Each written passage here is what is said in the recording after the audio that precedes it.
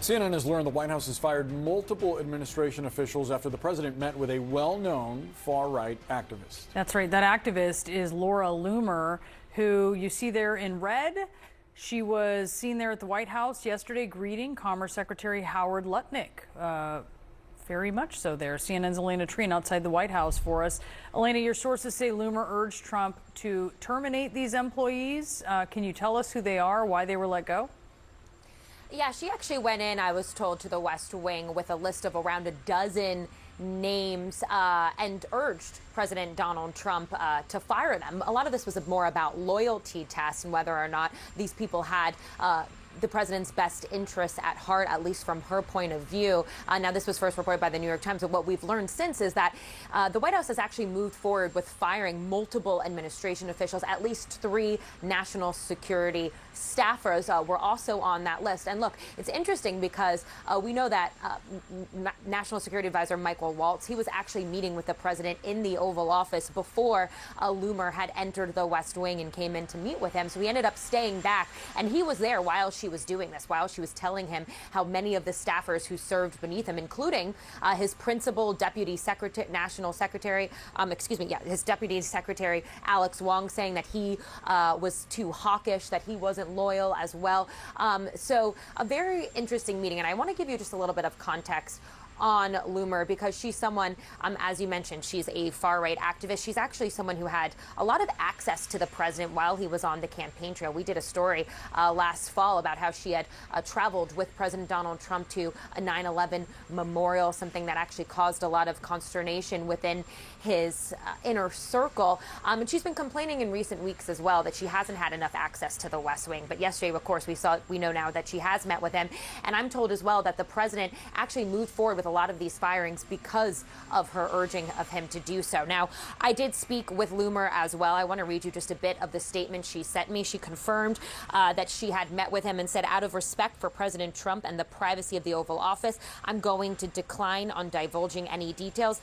But she went on to say that it was an honor to, quote, present him with my findings. I will continue working hard to support his agenda, and I will continue reiterating the importance of strong vetting for the sake of protecting the president and our national security. So you can hear there how she's clearly saying that she believes that people somehow got into the National Security Council without really being as loyal to the president, as we know that, many of these people who were actually vetted by Sergio Gore, the head of the Presidential Personnel Office, she's arguing that they weren't that loyal, and now we're seeing many of them actually get fired. Boris, Brianna.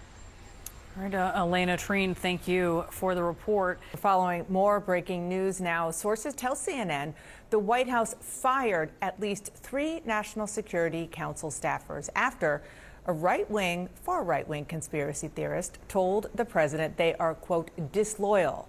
One source says these terminations were a direct result of Laura Loomer's meeting with President Trump yesterday.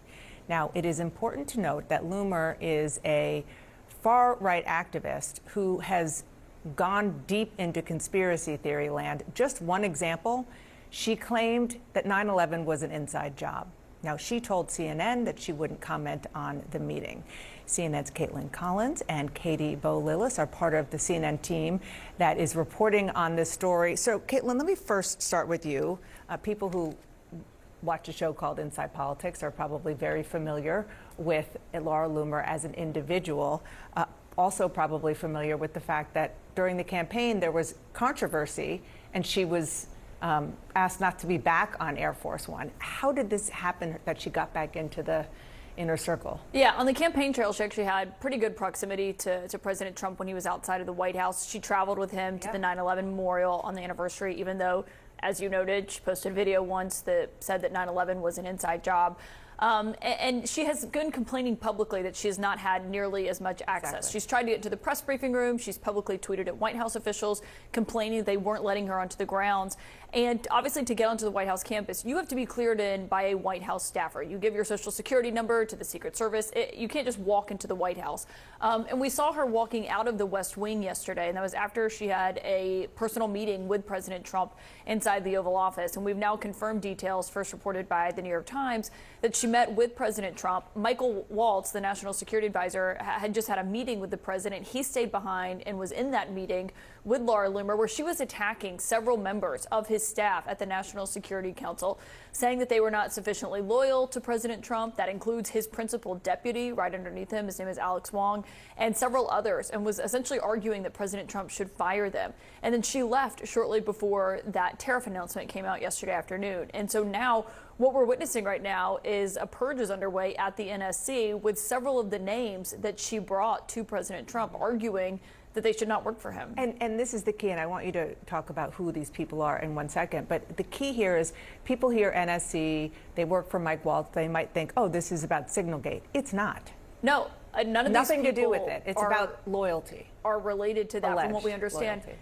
Right, it's alleged loyalty, or the argument is that they're too hawkish, that they don't actually share the president's views on that. I mean, you can look at the Signalgate chat, and there were even disagreements with the vice president saying that he didn't believe that they should strike. And so, anyway, but on this, it is important to note that Laura Loomer is driving this. She is a far-right activist. She is someone who said that if Vice President Harris won the White House during the election, that it would smell like curry. Those were comments that were denounced by Republican allies of the president, including Vance at the times that he disagreed with it. And so she is the one who's really driving this, and it speaks to the level of influence that And she let's has. talk about the impact on national security, who they are, and why this matters so much for how the national security of the United States of America is run and who's doing it. Well, what's fascinating about this is that the 3 staffers that have been fired here are outside of Washington Beltway national security circles.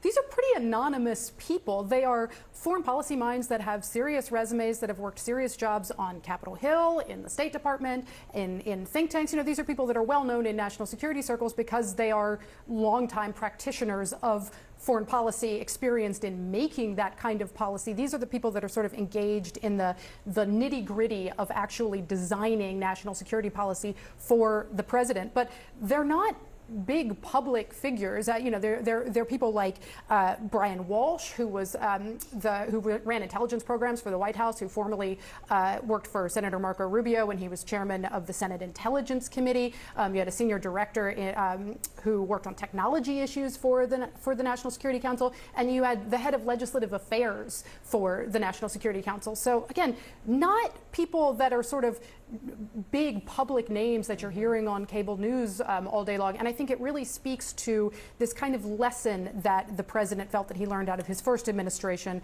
of being managed up by these faceless bureaucrats. Thank you both for your reporting. Appreciate you being here, getting up and in a little earlier.